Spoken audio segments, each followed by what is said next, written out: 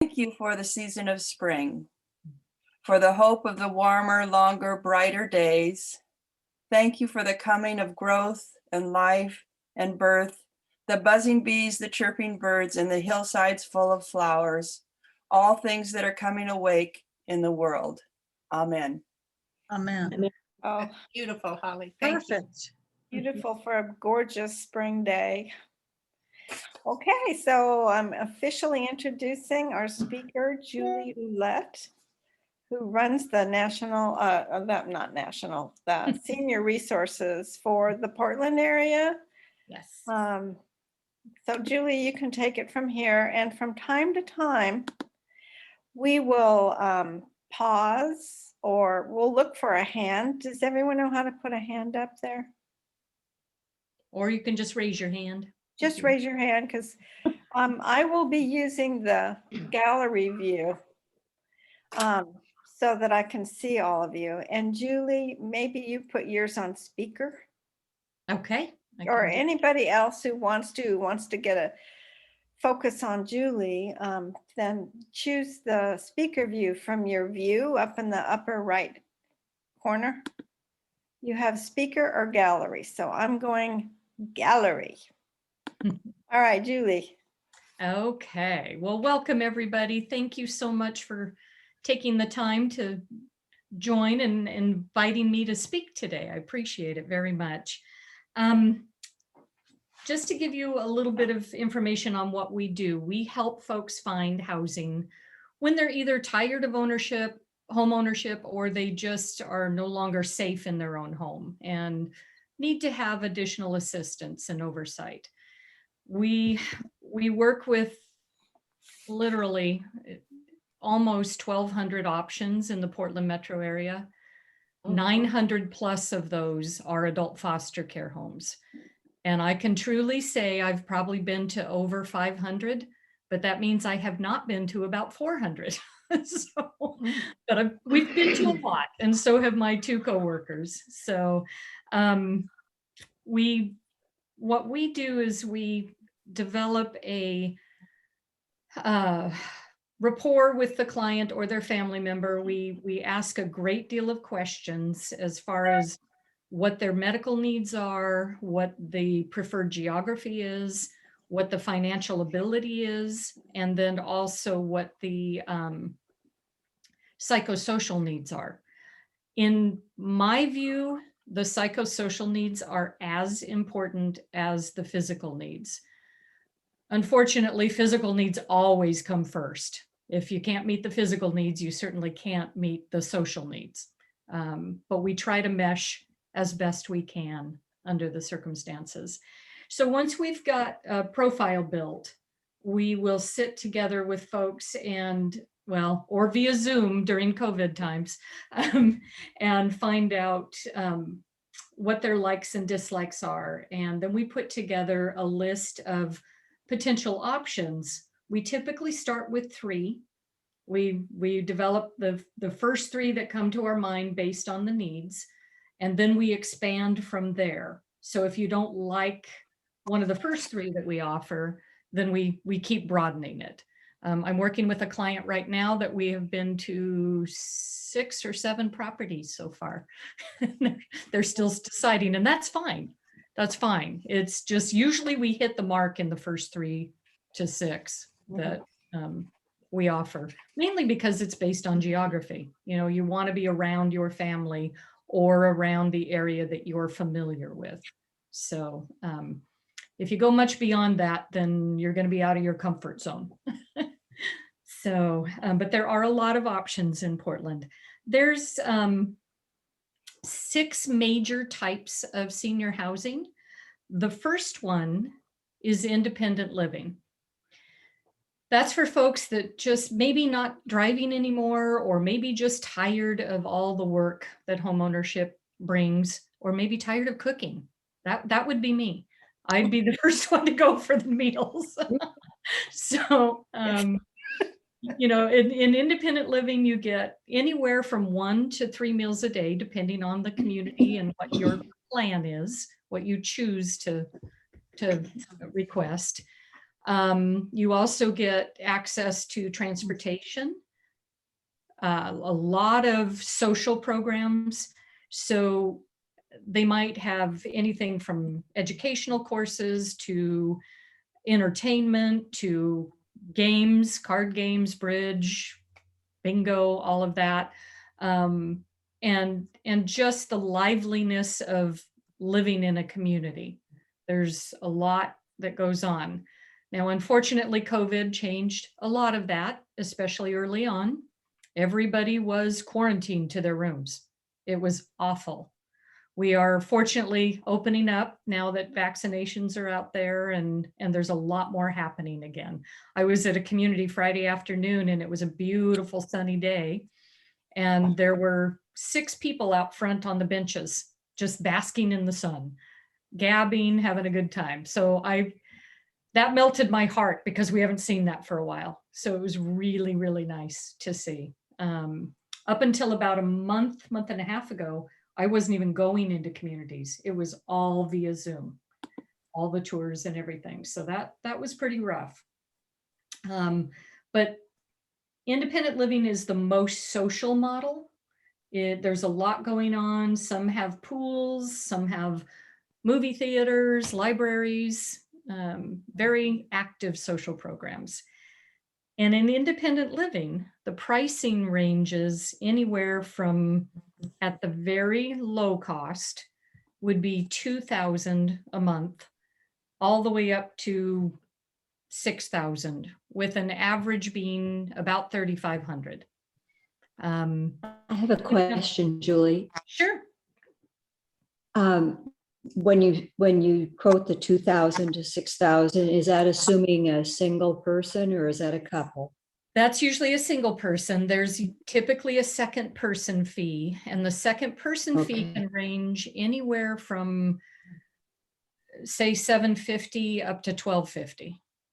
Okay, And that helps thank cover you. the meals, the utilities, the social programs, all of that. So that's why there's a second person fee.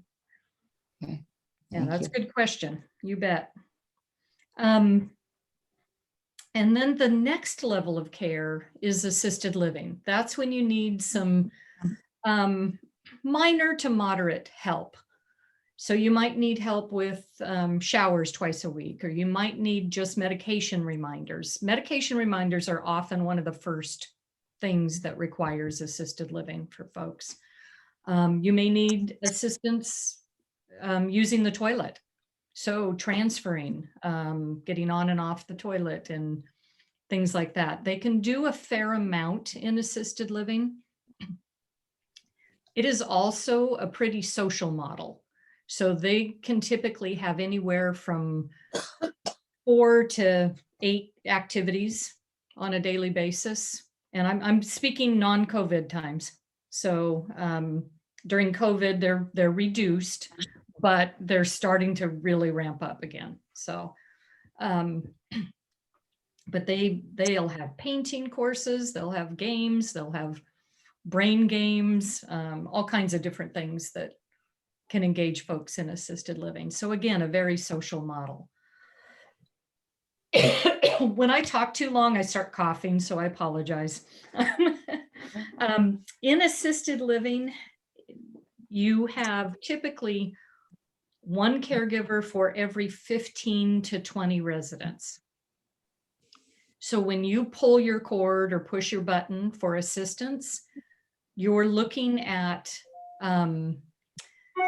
a wait of anywhere from 3 minutes to 15 minutes. So people need to understand when they go to assisted living that you're not going to have somebody at your beck and call every moment. You have to wait until they're finished up with the current person they're helping, and then they get to you as soon as they can. So you're sharing that caregiver with a lot of other people. And one of my questions when I talk on tours with folks is, what is your staffing ratio? So how many caregivers to that, or how many residents to that caregiver? And 90% of the time, the person we're touring with will say, we don't base it on ratios. We base it on what's called acuity.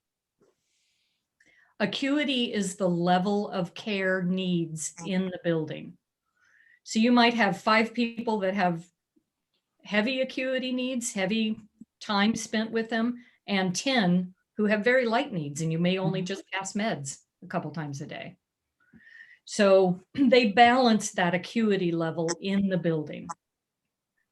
So if any of you are nurses or medical personnel, you know what that means, but that's how they staff the residents. I still drill down and ask a little deeper.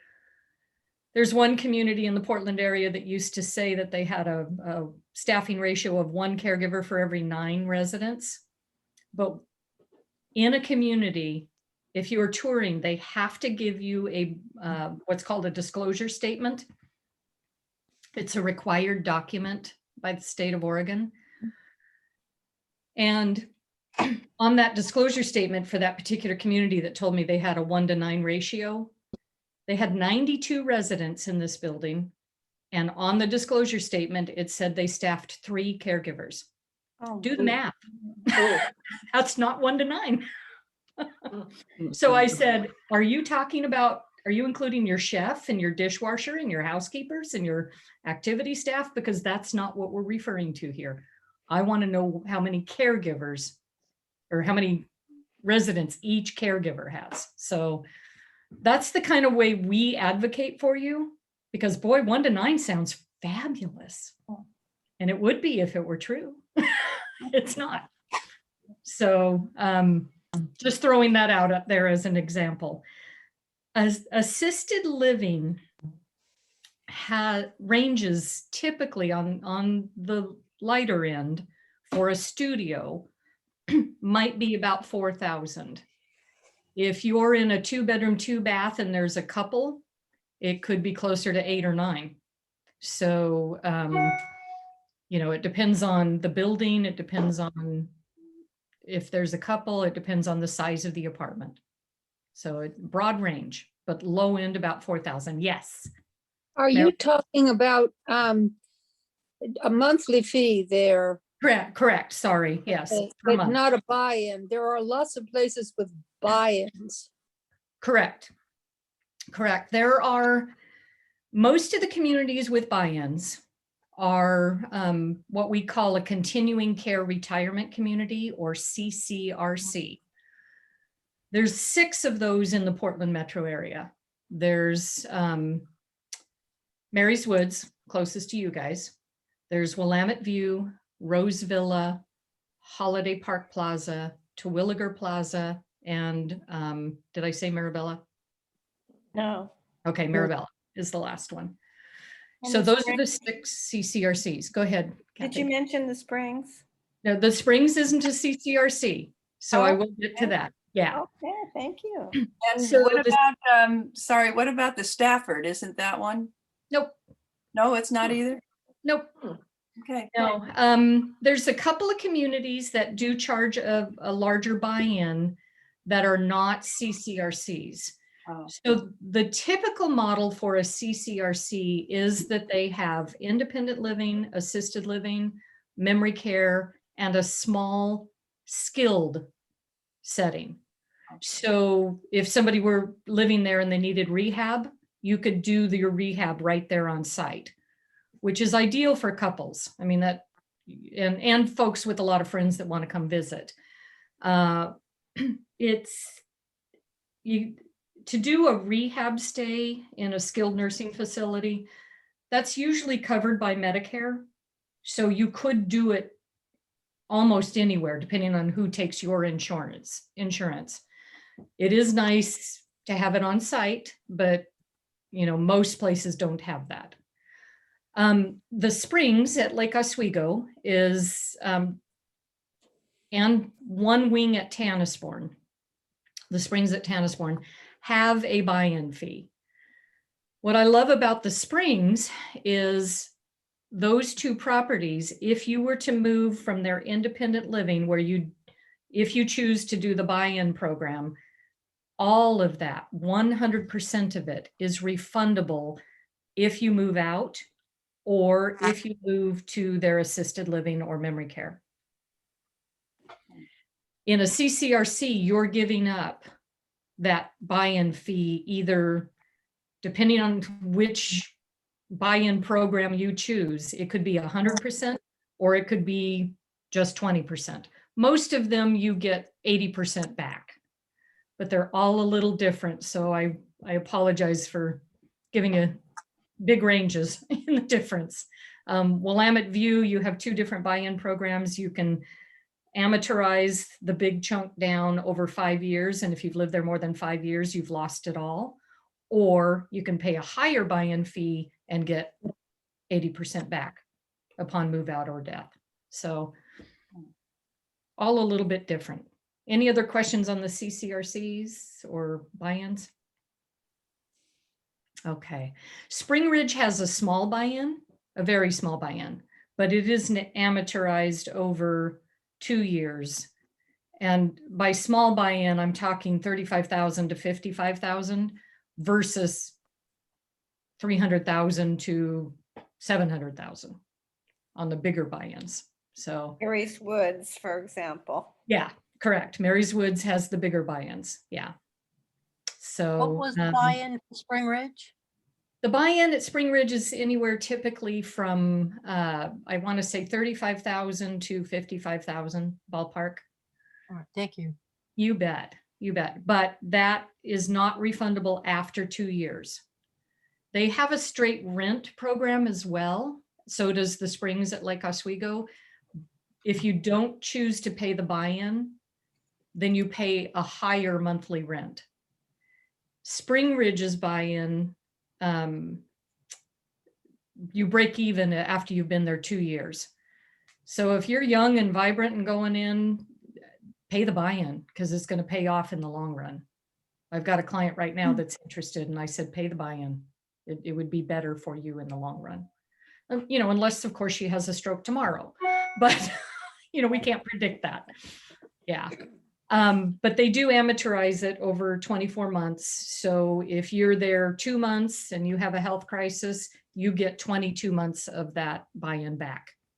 So there's not much risk. So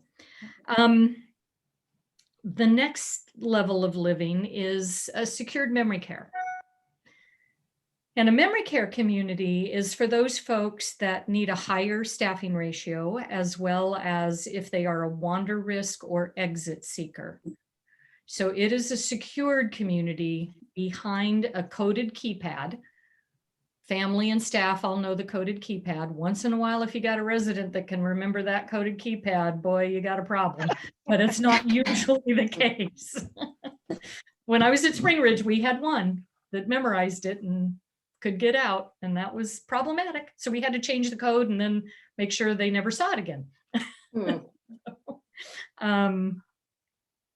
But yeah, it's typically secured. The staffing ratios in a memory care are generally 1 caregiver to every 7 to 12 residents. Oh my God. I don't like to go over 1 to 10. If somebody's at 1 to 12, I question their ability to manage the need in the building. I'm comfortable about 1 to 7, 1 to 8. That's my preferred number. You do have to have a diagnosis of dementia to be in a memory care. Once in a while, we'll get a couple that want to stay together, and the cognitive individual wants to live with their spouse. It's not recommended, but it can be done. You have to request a waiver from the state. So the state would grant that waiver, and then you can live in the memory care. It's really not psychologically healthy for the healthier individual, but it can be done. So it's financially cheaper because you're not paying for 2 different apartments. So sometimes for financial reasons, that's an option for folks as well, unless the other healthier individual can stay at home. So any questions on that? All right. I'm looking for hands. I see Kathleen. Oh, you do? Okay, I'm sorry, I missed it. That's Go okay. ahead, Kathleen. So when you say 1 to 9, is that for all 3 shifts? No, knock shift, what we used to call graveyard. We don't call graveyard shift in senior housing. So it's called the knock shift, nocturnal. And so for knock shift, it's usually, depending on the size of the unit, there may be one caregiver and one med aid. If it's a really small unit and they're attached to an assisted living, it might be just one awake night staff, and they can pull from the assisted living portion of the building if there's an emergency. So yeah, that was a good question, Kathleen. So any other questions? What would be the charge average for memory care? Oh, yes. Good point. Very, very, very low end in a shared unit, not needing a lot of care. By low end, I mean not needing a lot of care. 6,000. High end, 10,000.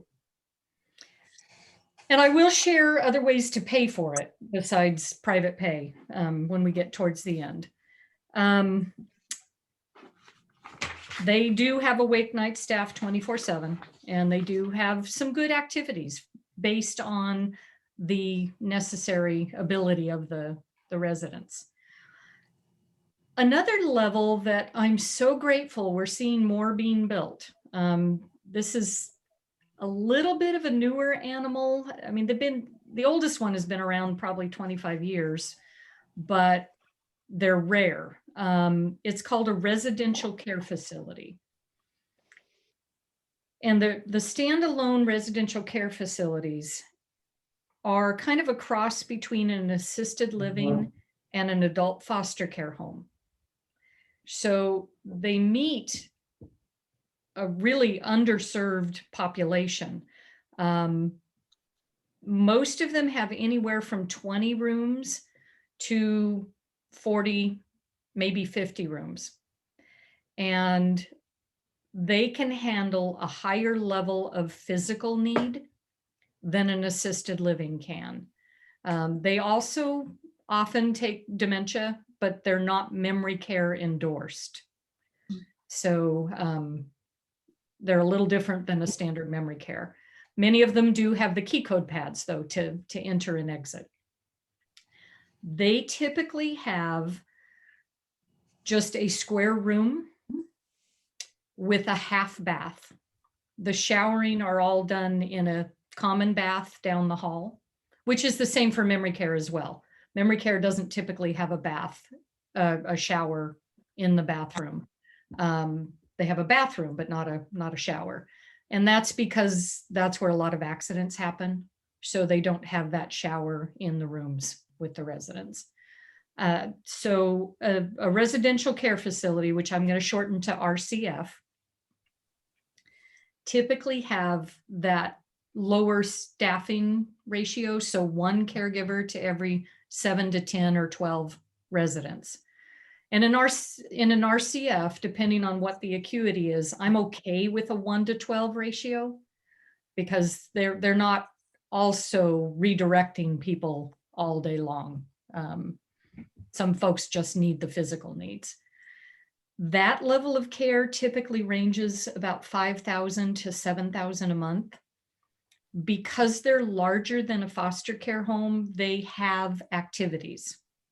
So they have things going on throughout the day and entertainment and games and things of that sort, which is nice. But up until recently, there have only been 2 residential care facilities on the west side. Most of them have been on the east side, and it's because the vast majority are owned by arms of the same family. So they were all east side, but now we're getting more built on the west side, and that means a tremendous amount to those of us who try to do placement because we need them. They're a wonderful level of care. Then one of my favorite levels of care are the adult foster care homes. These are amazing people that live on site, provide care. Often their own families live on site as well. So you might have children in the home. You might have pets in the home, which makes it feel a lot more comfortable and a lot homier. The providers get to know you as if you are part of their family. So they catch minor nuances and changes in a person's condition much quicker than the average shift worker might catch in a community. So for those with higher levels of need, I am a huge fan of care homes, huge. So like with anything, there's a few out there that we don't refer to. We know their reputation and we just don't go there, but the vast majority are amazing. Most of them are Romanian run, and that is such a reverent, caring, thoughtful culture. They do it very, very well. There's a fair amount of Filipinos coming in and doing it. They also do it as well. They provide excellent care. The Romanians are spotless though. You walk into the homes and they're just absolutely immaculate.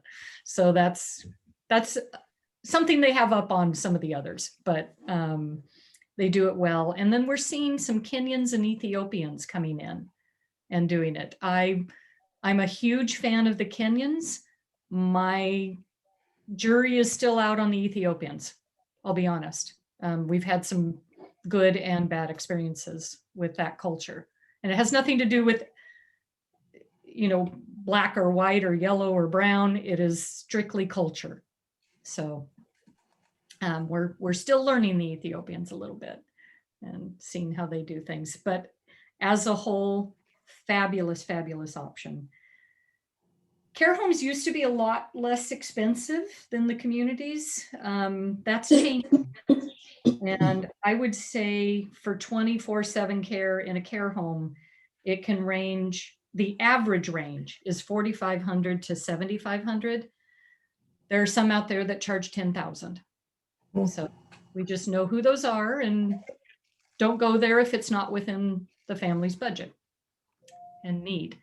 The thing to know about a care home is they don't typically offer regular nighttime care. They're there for emergencies and they hear things that go on. But if somebody needs to be toileted twice a night or needs calming throughout the night, that's not the right setting for them. So, and then the last setting is, Julie, before go you ahead. go on, Yeah. I would just like to attest to those foster care homes because my mom has spent about 8 years in 2 of them. And if we're not talking about ourselves because we're too young, Yes. but we might have parents who still need care. But I found the important thing was each one has a different population. And when you're like shopping for one, you'll notice one group is more social and talkative and they like being together. And the older the person is, like when my mom turned in her late 90s, she had to go to a place where she could stay in her room. And she wasn't social at all. She was very inward. So, you know, when you go shopping for those, there are, just like when you shop in general, you know, you're looking for the current needs. Yes. Yeah. And that's part of our job. That's why we do that psychosocial portion of our, what we call our intake form. We want to know what are the abilities, what are the likes and desires, because we want to match the clients as best we possibly can to meet that need. So that's part of our intake process to help with that. Again, I'm a huge fan of the care homes. They typically cook from scratch. And although the second generation Romanians are not doing that, we've Americanized them. So they do serve more processed foods, unfortunately, but they try hard.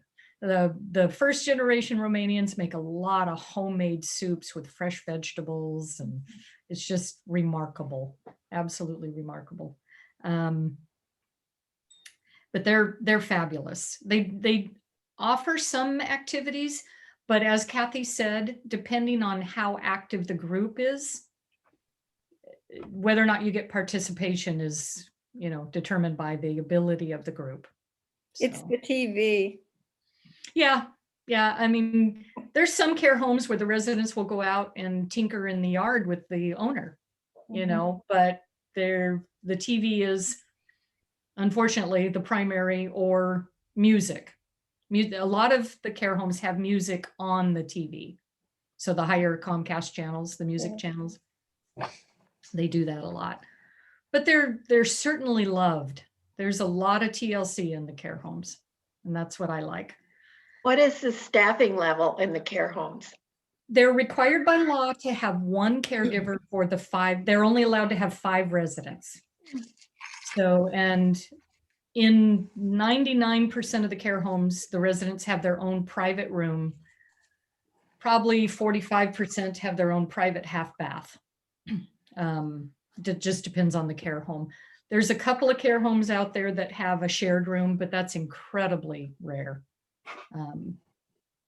But there's at least one caregiver. Sometimes because it's a husband-wife or a mother-daughter, there might be 2 caregivers providing care, which is fabulous for those folks that need the heavier 2-person transfers and things like that.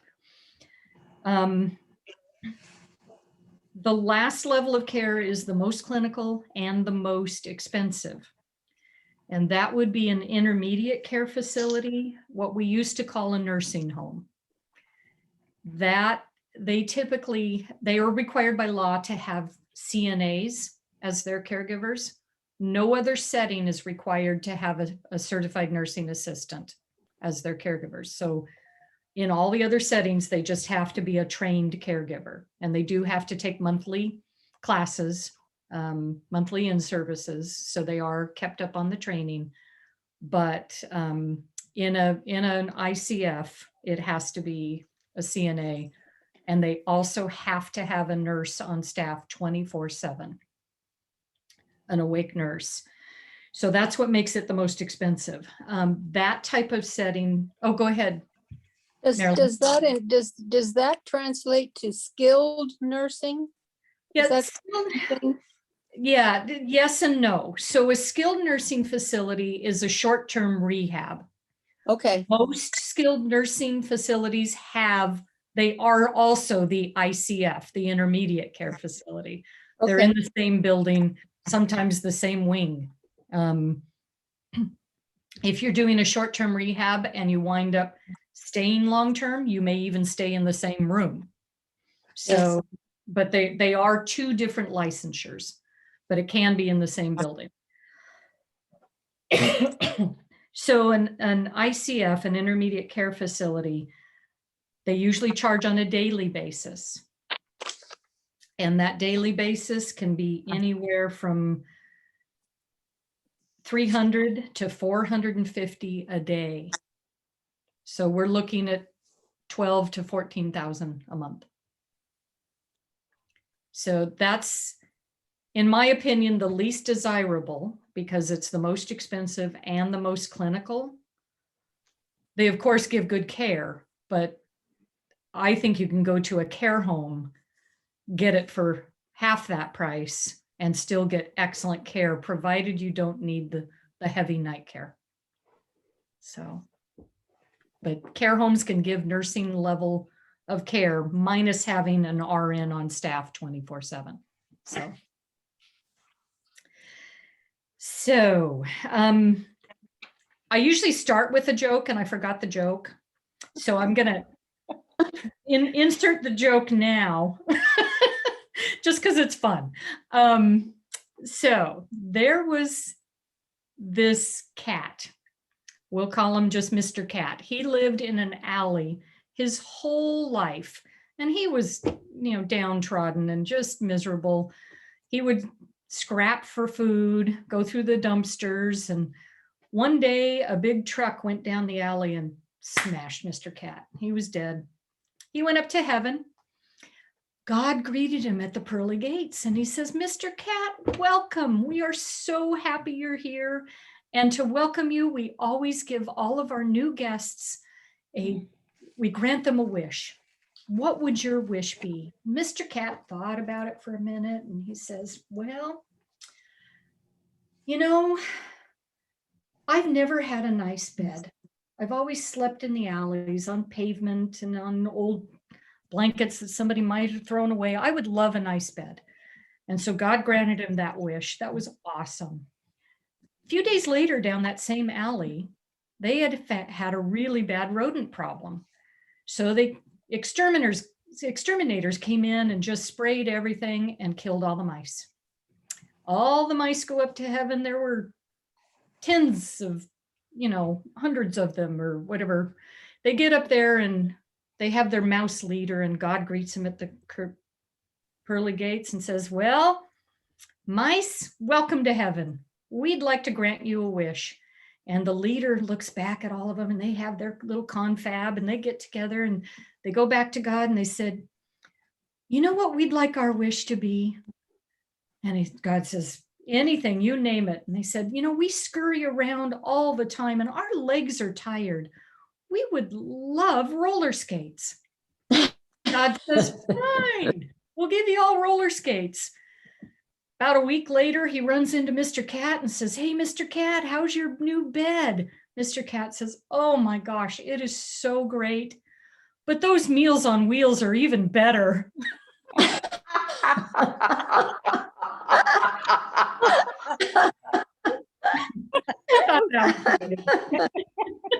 takes a while to get there, but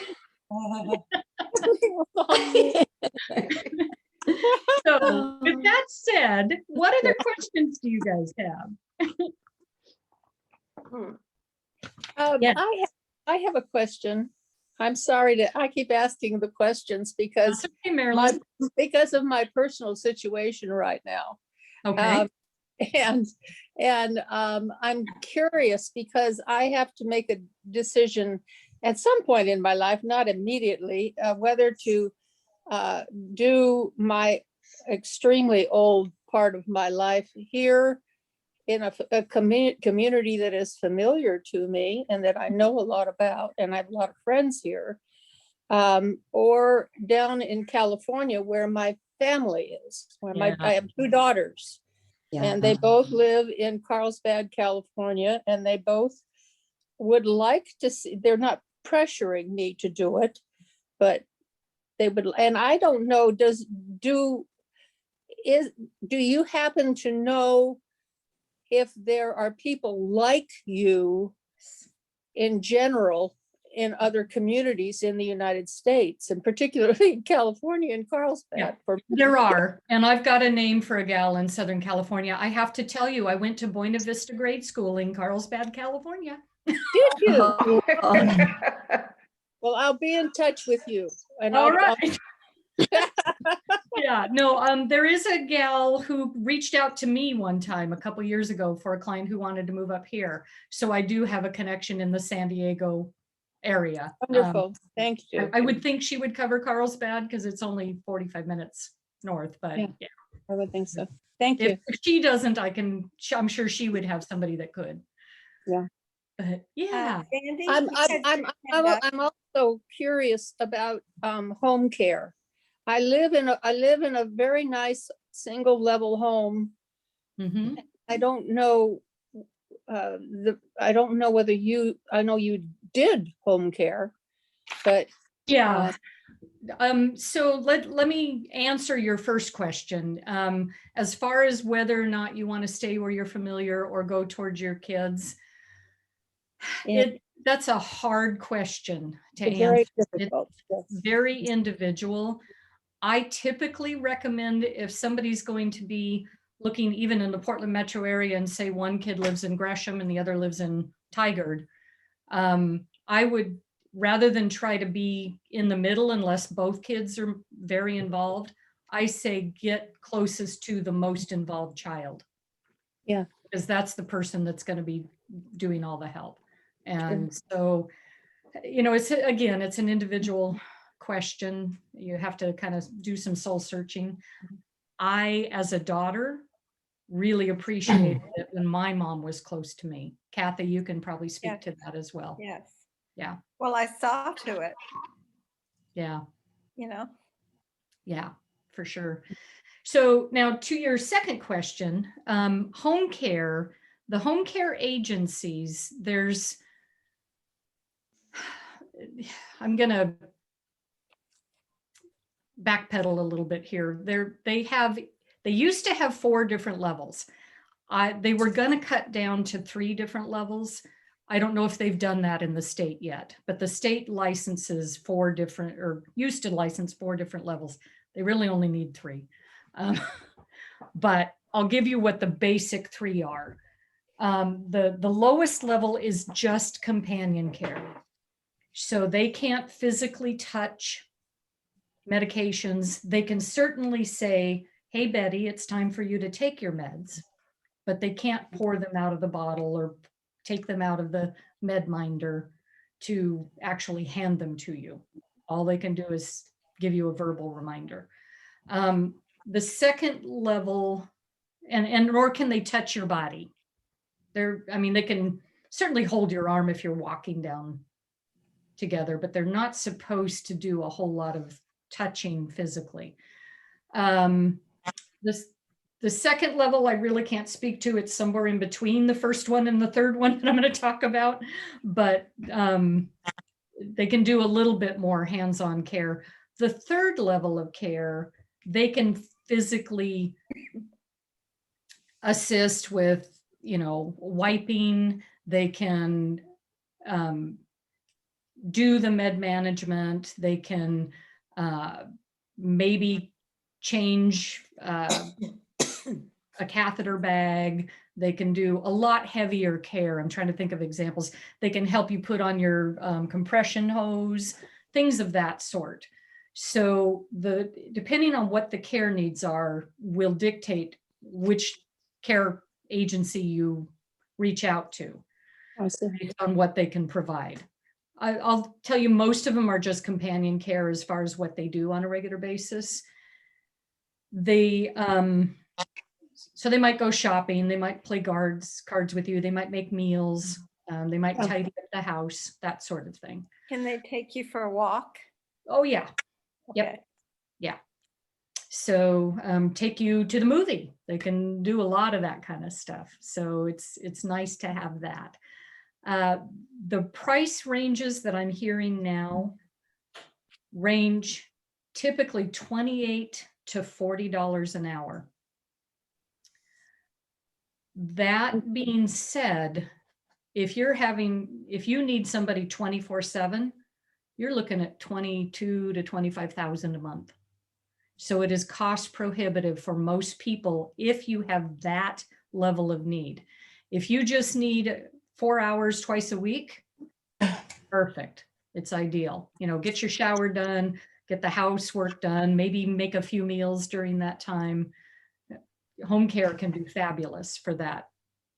But cost-wise, it's not cost effective. The communities or care homes for heavier needs are far more cost effective.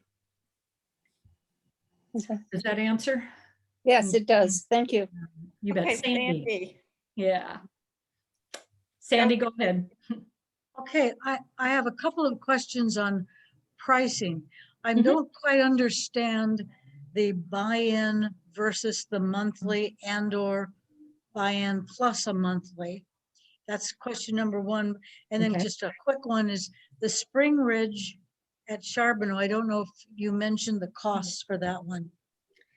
I didn't mention specific costs. I can email those to Kathy. I have them, but with all the communities, I don't have them in my head, even though I worked at Spring Ridge for 9 years. So that was, Gone up. yeah, oh yeah, that was 8 years ago. So I don't, and Probably different. yeah. So, but with regards to the buy-in plus the monthly, there are very few buy-in communities. Most of them are strictly month to month. And those that are month to month, they generally are, somebody's talking. I just muted her. So she's on the Okay. phone. She Great. doesn't know. We can That- hear. That's okay, thank you. The month to month, all communities, almost all of them, have what we call a community fee or move-in fee. That's a small fee. That typically ranges anywhere from 2,000 to say 5,000 maximum. But they all have that to get in the building. And what that covers is typically your nursing assessment if it's needed, or refurbishing the apartment. So they'll put down new carpeting, they'll paint, patch the walls and all that kind of stuff. So that's what that fee is for, just so you know, but they all have it. The buy-in fees are substantially more. Those are the ones that say at Spring Ridge start at 35,000, but at Mary's Woods it might start at 300,000. So Or and more. don't quote me specifically because I haven't reviewed them recently, but that's kind of the range. But if you buy in at 300,000, Mhm. are you still paying a monthly fee in Yes. addition? Yes. Oh, yeah.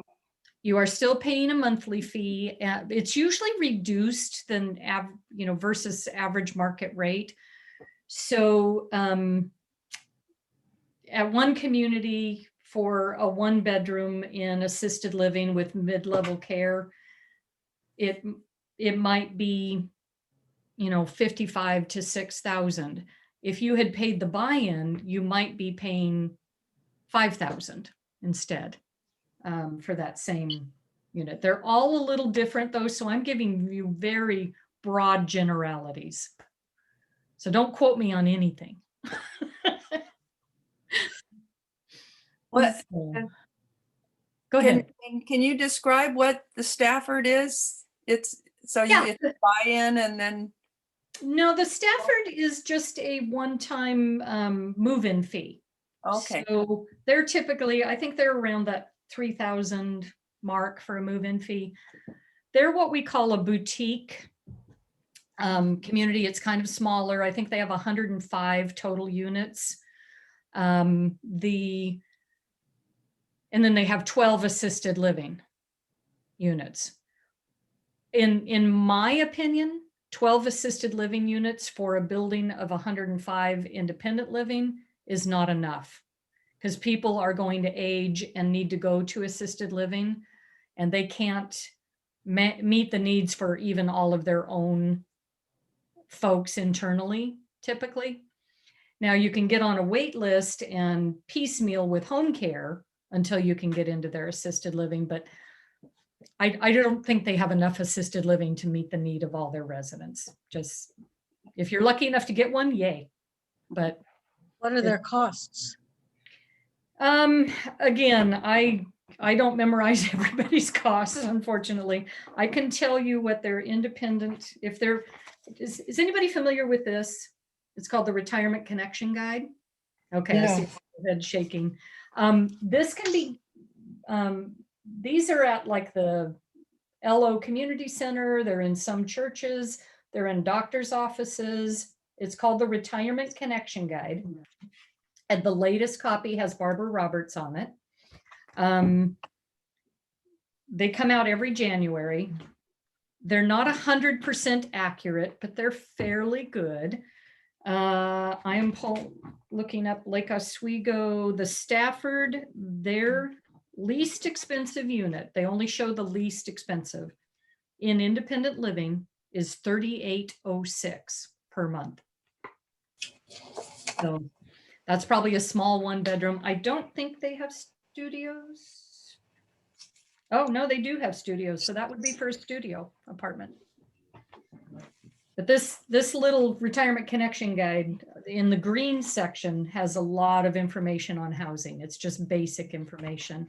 So it's kind of handy to grab a copy if you see them. They're free if you can just find a place that has them.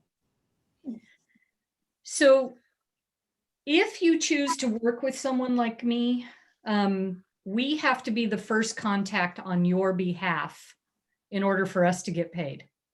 So we ask that if you're interested in using our services, give us a call. We'll tell you which communities or which care homes might be the best fit, and then we can go from there. But we need to be the first contact on your behalf. So. I have to insert here that when Nancy Rasky helped me with my mom's housing, she was able to negotiate the price before I ever went in. That's great. Was that with the care homes? Foster care. Yeah, home. in the foster care homes, you can do that. Communities, normally not so much, but because of COVID, they all have vacancies where in the past they may not have. So they're willing to do a little bit of wheeling and dealing on the front end. So you might be able to waive that community fee, or they might pay for your movers to get you in. Normally that's not the case, but COVID created a lot of vacancies because people held off from moving. I get a call about once a week from one or another. I have been in touch and have actually toured several places since my husband passed away in October. And I have, and Nancy helped me through my husband's death, but she was Good friend. absolutely wonderful. And I don't know why I didn't go back to her and ask her to help me with this part of it. I just thought, well, I'll go poke around in assisted living and independent living places just to kind of get an idea of what's here. So I have toured, and I have 3 or 4 places I have toured, all the way down to McMinnville. There's a Brookdale. Brookline or something like that. There's Brookdale and Brookdale. Yeah, it's a Brookdale run, and which evidently is a national company. It's the largest company out there across the US. Right. And I was very impressed with what they do down in McMinnville. It is a long way from where I have lived. Yeah. And but they have individual homes there. I mean, and it's not inexpensive. It is a CCRC, so, and you do buy in there.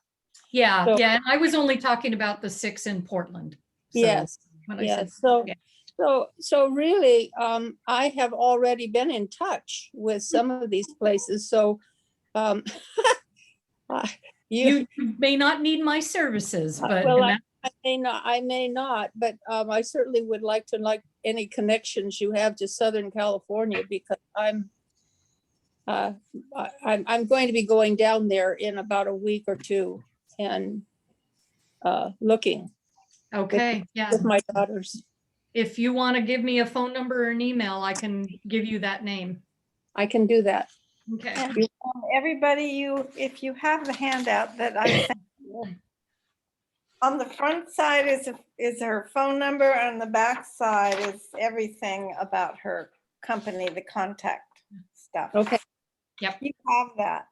I'll be in touch with you, Julie. That sounds good. And if you need to, or if you happen to get Kay or Sarah, my coworkers, just say, can you have Julie call me? Because we rotate the phones depending on who's the busiest at the moment. Thank you. So Thank you. you bet. Happy to help. The other thing is we do look at the state records of communities. So for instance, there are some communities that have 3 and 4 and 5 pages of violations. Oh, boy.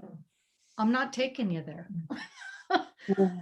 Spring Ridge, and I'm not trying to advertise for Spring Ridge, but they have 1 violation since 2010, 1 on their record.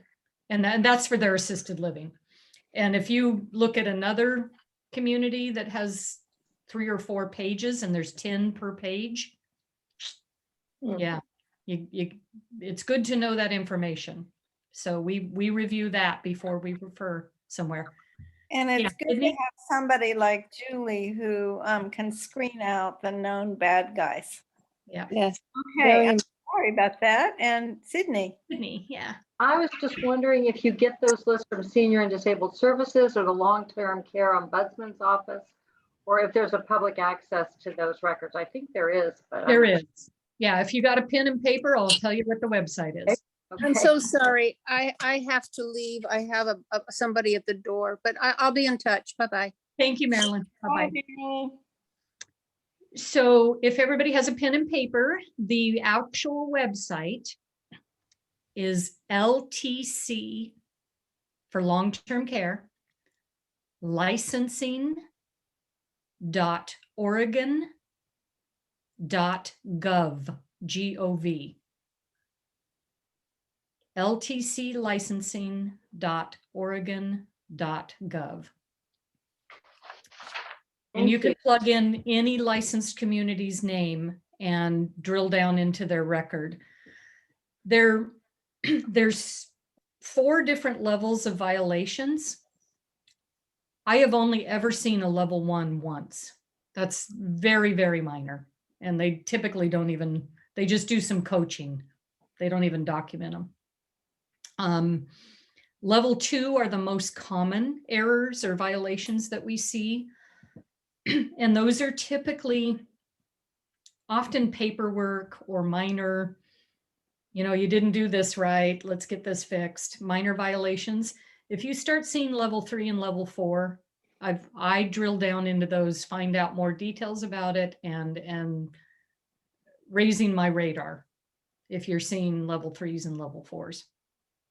Those are more egregious violations and can be as much as even leading to death unnecessarily. So they're rare, thankfully. So, but they are out there. And you're fully aware of them. Yes, and the state fines communities. The fines can be as low as $175 for a minor fine. And the highest I've seen recently is $15,000. So they slap their hands pretty bad when they do an egregious act. Good. So That's great. any other questions? Okay, is there anything I missed, Kathy? No, I don't, not Okay. that I can think of. I think you gave a little bit more than the last time. So I think that was really good and helpful. Good. And I want to just tell anyone who's interested, with my sister who's might be interested, I recently visited at length at Mary's Woods and the one in Lake Oswego, the Springs. The Springs. Mm-hmm. So if anyone's interested in hearing about those. I Both know, good properties. yeah, they're very good and they're very expensive. Yeah. We'll say that and leave it there. And lots of people have the money for that. So it's a good thing, but it's very expensive. If you do tour, my top, without us, my top tips are look at the residents. Are they clean? Are they happy? Are they engaged? Look at the staff. Are they polite or are they gruff? Or, how are they treating the other residents? And of course, look for the cleanliness of the building. And if you can, try a meal and see how good the food is. So, and then check that long-term care licensing website. All right. Good, Julie. We just, in my other group, we just read the book Elderhood, and they emphasized look beyond appearance when you go to a place. If everything's clean and tidy, but you're greeted gruffly and you perceive any treatment towards residents that's anything but kind, just leave. Yep. Agreed. Agreed. And some of the grandest buildings do not mean that it's great care. And some of the most modest buildings might have outstanding care. So that's what you just got to know that. Just because it's grand and beautiful doesn't mean it's great. Okay, well, thank you all. It's been a Thank pleasure. you, Julie. It was so Thank interesting and you very helpful. much. My pleasure. Chloe, do we have a closure or No, no? All right. Well, this was not really a spiritual visit, but hopefully it was a helpful and practical. And oh, I want to announce next week, we are going to have a PowerPoint show of the stained glass windows at the church. It's going to be fabulous.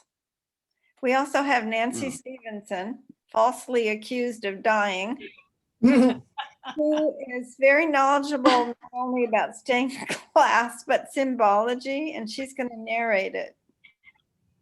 Oh, wonderful. And the pictures are by Steve Whitaker, who's a professional photographer. And it's going to be quite the show. Well, you have it recorded. I'm going to be going to the coast and I don't want to miss it. Okay. It will be recorded. Okay, great. Thank you. Thank you, everybody, for attending. Thank you. Yeah, Thank you, Thank you Kathy. so much. Bye-bye. Bye-bye. Bye-bye. Thank you.